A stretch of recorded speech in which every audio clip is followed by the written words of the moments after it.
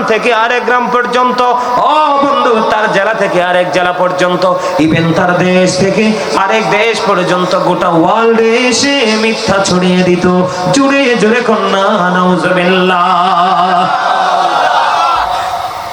সে কি মিথ্যাবাদী? কথা বলেন না কেন? আমাদের মধ্যে আছে না নাই? বিশেষ করে মহিলা এই ঘরের ঝগড়া ওই ঘরে লাগায়, মিথ্যা কথা বলে। কথা বলে না কেন? আছে না নাই? এবার এই চা দোকান থেকে গল্প শুনে আরেক চা দোকানে ট্রান্সফার করে, আছে না নাই?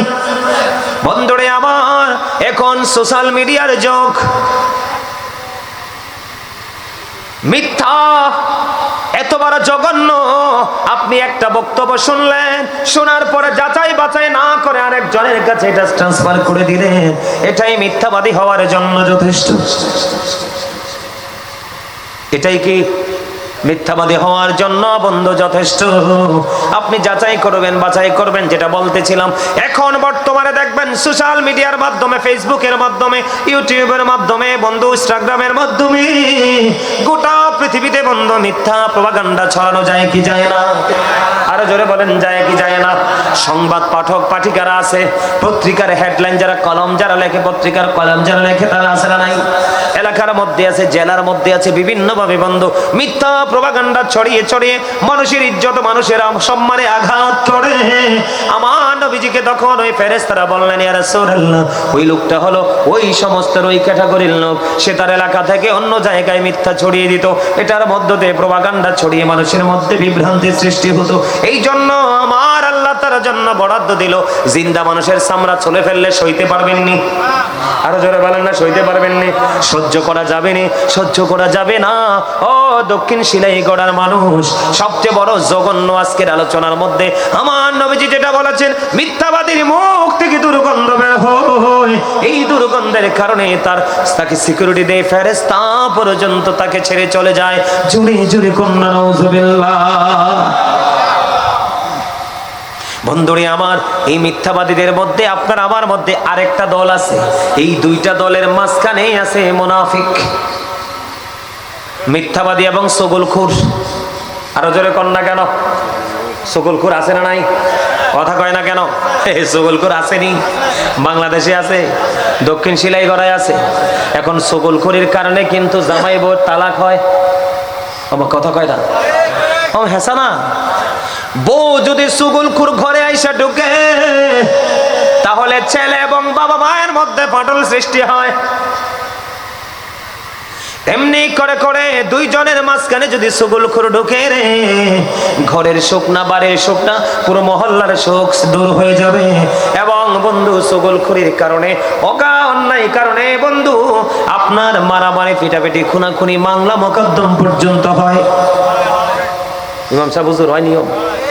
হয় না? আল্লাহ রাব্বুল আলামিন এই চগলখোর কত জঘন্য দেখেন। আমার আল্লাহ বলেছেন, আল ফিতনাতু আশাদ্দু মিনাল কতল। সমাজের মধ্যে, জাতির মধ্যে ফিতনা সৃষ্টি করা, চগলখোরি করা, চগলখোরি দিয়ে ফিতনা সৃষ্টি করা, এটা হত্যার চেয়ে জঘন্য অপরাধ। একজন ব্যক্তিকে খুন করে ফেলা এটা অনেক বেটার, কিন্তু চগলখোরি করা এই হত্যার চাইতেও জঘন্য। আল্লাহর কোরআন সাক্ষী দেয়। কথা বলেন না কেন? আরো জোরে কোন? এটা জিনার চেয়েও জঘন্য, খারাপ। আল্লাহ রাব্বুল আলামিন তাদেরকে জান্নাতে দিবে না। তারা জান্নাতে তো যেতে পারবে না, বরঞ্চ তাদের ঠিকানা হবে জাহান্নাম। আমি একটা হাদিস শরীফ আপনাদেরকে শোনাই। আমার নবী সাহাবায়ে কেরামদেরকে নিয়ে রওনা দিলেন। হঠাৎ করে বন্ধু গোরস্থানের পাশে নবীজি দাঁড়িয়ে গেলেন। সাহাবীরা প্রশ্ন করলেন, ইয়া রাসূলুল্লাহ, ইয়া হাবিবাল্লাহ, নবী গো, ও প্রাণের নবী, এই কবরের পাশে দাঁড়িয়ে গেলেন কেন? নবীজি বললেন, আমি দেখতে পাই এই কবরের মধ্যে আযাব চলতেছে। কি চলতেছে? আযাব চলতেছে। দুইটা কবরের মধ্যে বন্ধু আযাব চলতেছে। ইয়া রাসূলুল্লাহ, কেন গো? আমার নবীজি বলেছেন, ওই দুইটা কবরের মধ্যে আযাব চলার কারণ হলো, একজনের দোষ হলো সে বন্ধু মানুষের গোপন কথা শুনে শুনে অন্যের কাছে কি করে দিত? বলে দিত। আর আরেকজন হলো প্রস্রাব করার পরে ভালো করে পবিত্র হতো না। জোরে জোরে কন্যা নাউজুবিল্লাহ। এখন আমাদের যুবকদের মধ্যে ছগলখুরিটা কেমন আছে জানি না, তবে মিথ্যাটা আছে। আর একটা আছে ওই যে প্রস্রাব করে পবিত্র না হওয়া, এটা যুবকদের মধ্যে বেশি আছে। কারণ যে জিন্স প্যান্ট পরে মোটা, প্রস্রাব করার জন্য বইতে পারে না। কথা কন না কেন? ওই দিন দেখি দুই বন্ধু মনে হয় কেমন ফুংডার ফুংডা মাহফিলে যাইতেছি, দেখি দুইটা এক লোকে খাড়াইয়া দাঁড়াইয়া প্রস্রাব করতেছে রাস্তার পাশে। আমি গাড়ির মধ্যে দেখলাম আর হাসলাম। আমি মনে মনে বলতেছি, রে এই দুই দুষ্ট মনে হয় বন্ধু প্রস্রাবে ধরছে, একটা খাড়াইয়া প্রস্রাব করে আর একটাও করে। আমার নবীজি বলে দিয়েছেন এই ছগলখুরির সাথে হাদিসের অপশনটা যেহেতু আসছে, আমি যুবকদেরকে বলে যাই, যুবক তোমরা মন দিয়ে শোনো রে।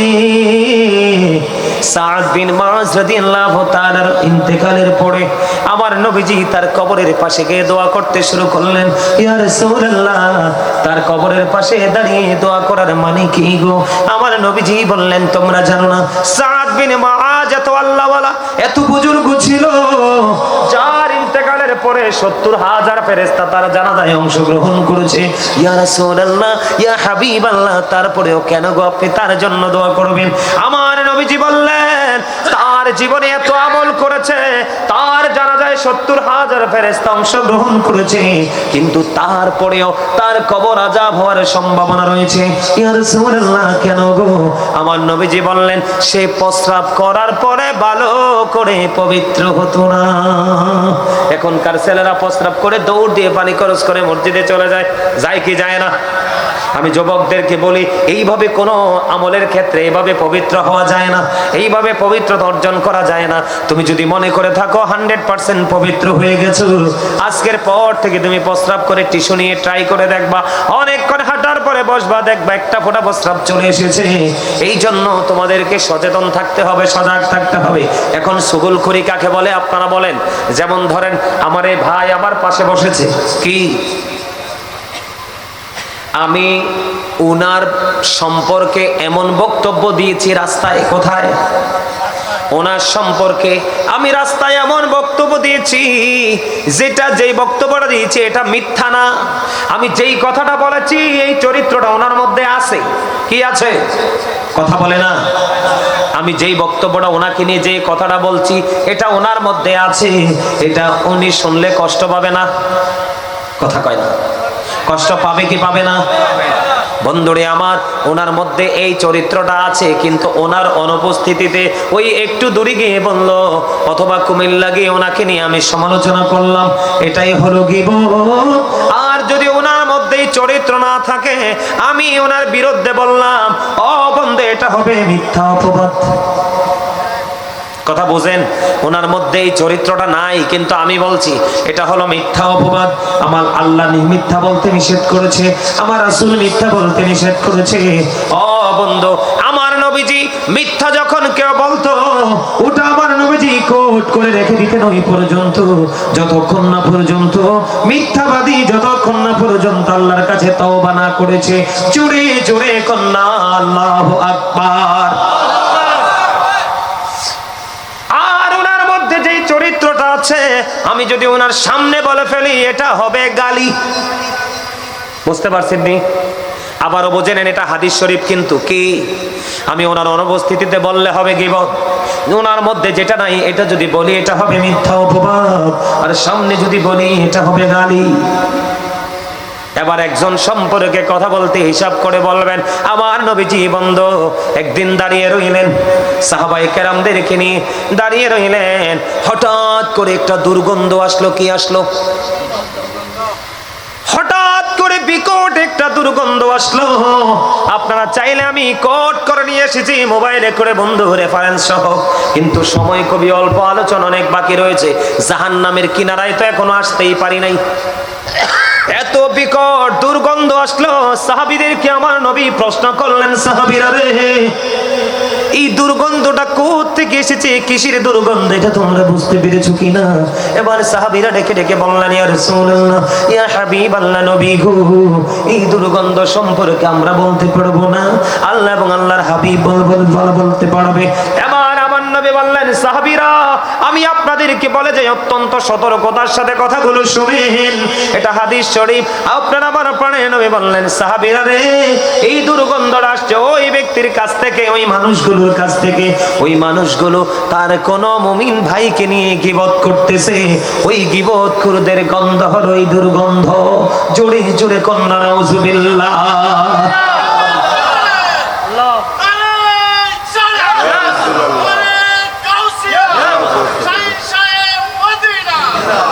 দেখছনি তোমরা কিছু ভাইয়া কিরা করো, হ্যাঁ কি করো দেখছনি প্রেম দেখছনি কোনা। একটু স্লোগান দিতে হয় না? আমি কি বলবো যে তোমরা স্লোগান দাও? এটা তো তোমরা ইচ্ছা করে দিতে হইব, ঠিক না? আপনারা বুঝতে পারছেন নি কত জঘন্য? মানে গীবত যারা করে, যারা অন্যের গীবত করে তারা কত জঘন্য। এটা হয়তো আপনার আমার নাকে লাগে না, কিন্তু নবীজির নাকে লেগেছে। নবীজি উম্মতদেরকে সাবধান করে দিয়ে গেছে, উম্মত রে তোমরা গীবত করো না, কারণ তুমি যার গীবত করছো তার গুনাহগুলো তোমার আমল নামায় ঢুকছে, আর যার গীবত করছো তার আমল নামা থেকে গুনাহগুলো তোমার আমল নামায় আসছে, আর তোমার নেকগুলো তার আমল নামায় ট্রান্সফার হয়ে যাচ্ছে। আওয়াজ তোলে কন্যা নাউজুবিল্লাহ। আরে আরো যারা বলেন না নাউজুবিল্লাহ, আর একটা মহাব্বতে বলেন নাউজুবিল্লাহ। এই কিছু বলবেন না, বললে এনে খরচেন কি ওইলে স্টেজে ওঠেন না, প্যান্ডেলে ঢুকে এনে কোনো সুর ডাকাত নাই রে ভাই, আয় আয় ইয়ান দিব এমনি ঘুরলে আই ডরাই আইকে আর এনে কি সিডিলে কি দিয়ে দিব অনেক, কারণ ওয়াজের মাঝখান দিয়ে সিডি আমি পছন্দ করি না। কথা কন না কেন? আলোচনাটা কি আপনাদের কাছে করার দরকার কিনা বলেন? আরে ওয়াজটা দরকার আছে কিনা বলেন? শুধু দুর্গন্ধ নয় বন্ধু, শুধু দুর্গন্ধ নয়, আমি আবার আপনাদেরকে একটুখানি বলি বন্ধু, গীবত কোনটাকে বলে বন্ধু। যেমন আমি আপনাকে বলি, আপনি ধরেন নফল নামাজ পড়েছেন, কি করেছেন? যেমন এশারের 2 রাকাত নফল নামাজ আপনি পড়লেন, আরেকজন নফল নামাজ না পড়ে চলে গেল। উনি চলে যাওয়ার পরে আপনি মসজিদে বসে বসে বললেন আমি নফল নামাজ পড়েছি, ও তো নফল নামাজটা পড়লো না, এটাও গীবত। কারণ আপনি তাকে অ্যাঙ্কার করে ছোট করে মন্তব্য করেছেন, ঠিক কিনা বলেন? মা আয়েশা সাফিয়াকে নিয়ে বন্ধু মন্তব্য করেছিলেন, সাফিয়া ছিলেন খাটো। কি ছিল? আমার নবীকে মা আয়েশা বললেন ইয়া রাসূলুল্লাহ সাফিয়া তো খাটো, এটাও কি আপনি পছন্দ করেন? আমার নবী বললেন আয়েশা, আয়েশা রে তুমি এটা কি করেছো? তুমি তো সাফিয়ার গীবত করেছো। দেখেন উম্মতকে কেমন করে নবীজি অ্যালার্ট করেছেন, সাবধান করেছেন। একজন মানুষ খাটো যদি হয়, আপনি তাকে যদি খাটো বলেন, সে কষ্ট পাবে কিনা? কথা বলেন না কেন? সে কষ্ট পাবে বন্ধু, এটাও গীবত। একজন মানুষ বন্ধু দেখলেন আপনি কালো, মুখটাকে ভেঙচিয়ে ভেঙচিয়ে বললেন সে কালো, ব্ল্যাক কালার ম্যান, ঠিক কিনা? এটাও গীবত। আপনি যখন বলবেন আমার জামা কত সুন্দর, কি আমার জামাটা সুন্দর, দেখো ওই লোকটার জামাটা কত নোংরা, এটাও গীবত।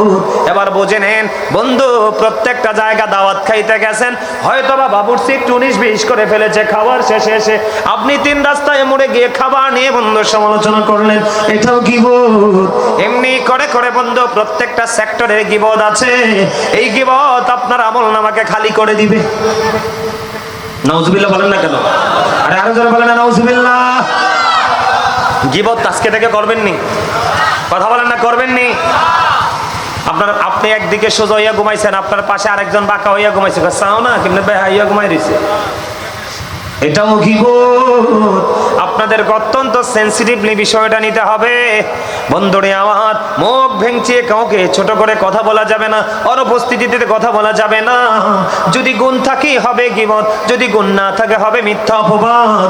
সামনে যদি বলেন সে মনে কষ্ট পাবে, এটা হয়ে যাবে গালি। আমার নবীজি বন্ধু মেরাজে গেলেন, মেরাজে যাওয়ার পরে একটা সম্প্রদায়ের নিকট দিয়ে যাচ্ছিলেন।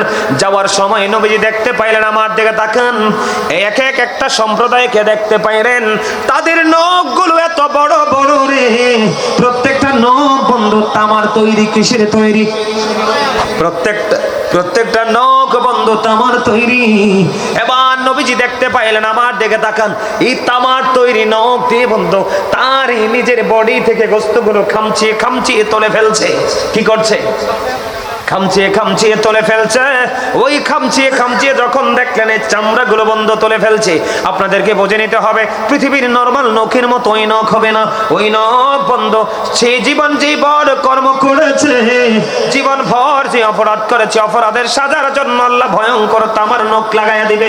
এই নখ দিয়ে সে তার বডি খামচাবে, খামচে খামচে চামড়াগুলো তুলে ফেলবে, যন্ত্রণায় চিৎকার চেঁচামেচি করবে বন্ধু।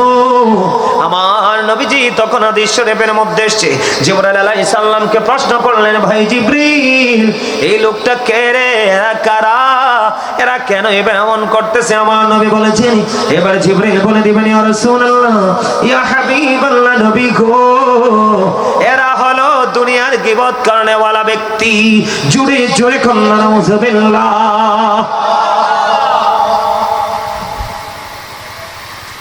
কিছু বুঝতে পারছেন?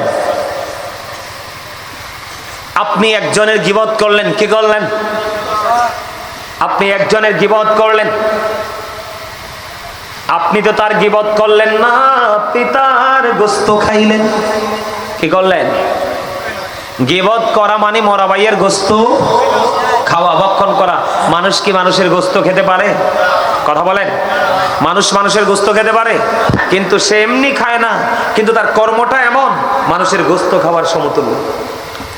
নাউজুবিল্লাহ বলবেন না? আরে আরো জোরে। এরকম গোশত খাওয়ার লোক আপনাদের এই দক্ষিণ শিলাইগড়ায় আছে না নাই? আছে না?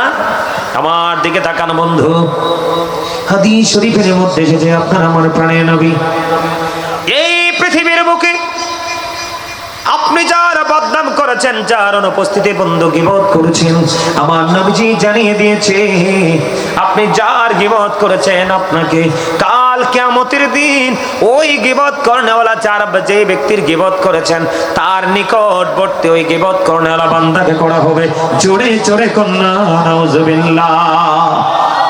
হুজুর কেন গো?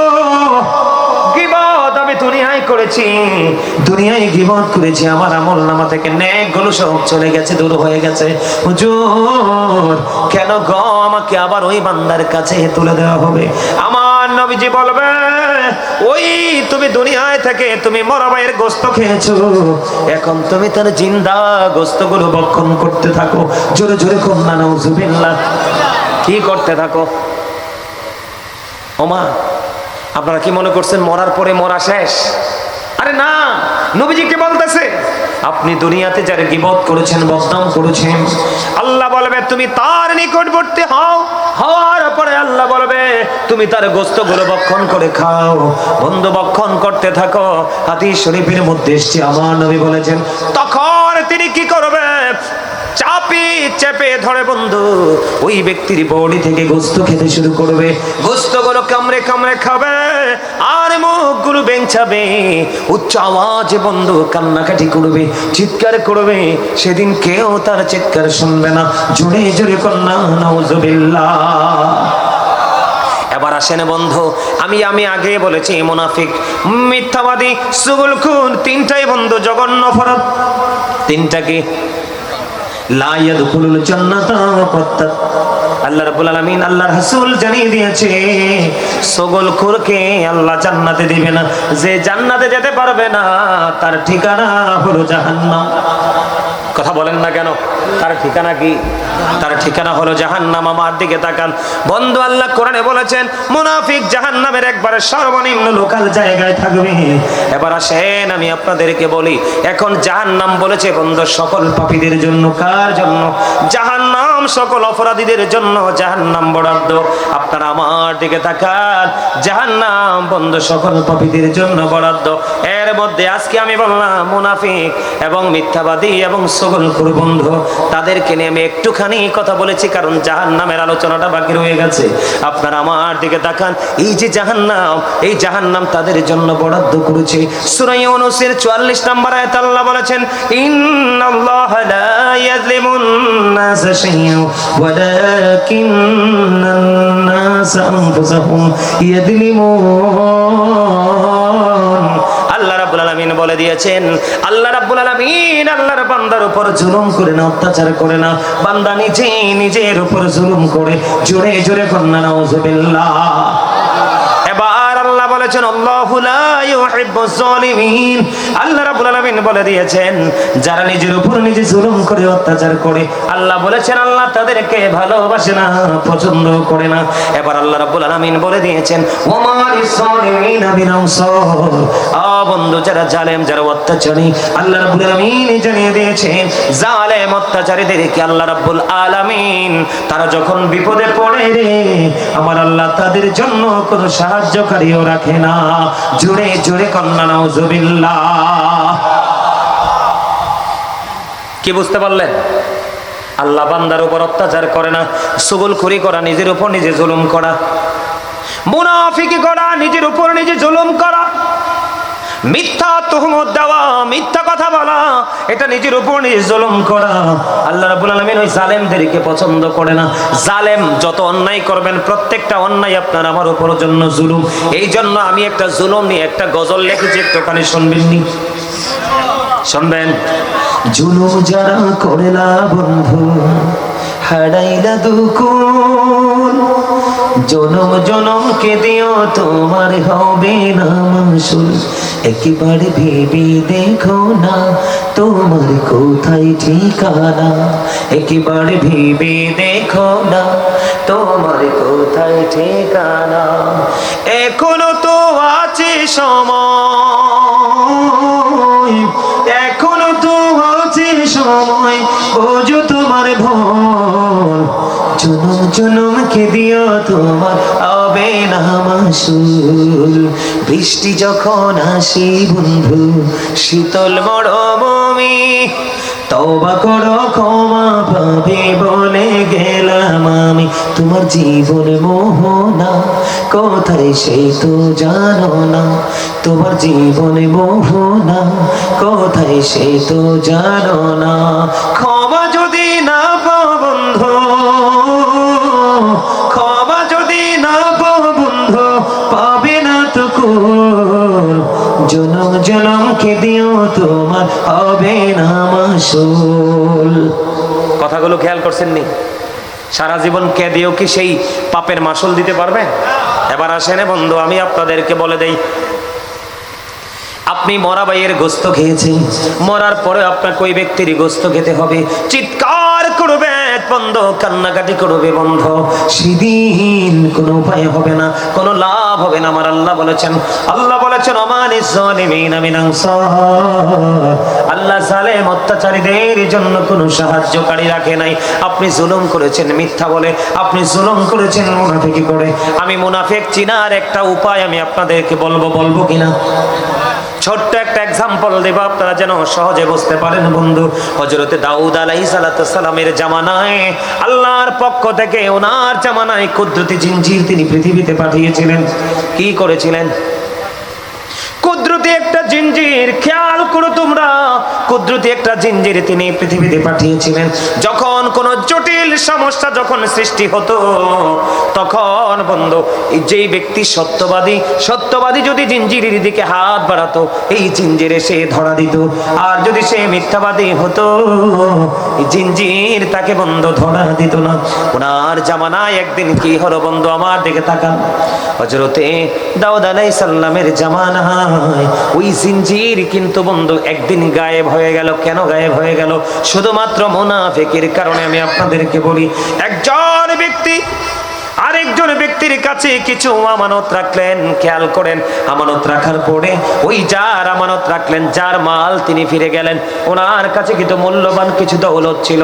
যাওয়ার পরে বললেন, আমি তো তোমাকে তোমার মাল ফেরত দিয়ে দিয়েছি। দুইজনের মধ্যে কিন্তু বাকবিতণ্ডা চলছে। কি চলছে?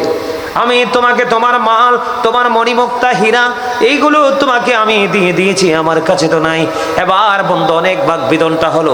আসলে কিন্তু জিনিসগুলো যার জিনিস তাকে ফেরত দেয়নি, যার কাছে আমানত রেখেছেন তিনি সেই জামানার কথা বলছি।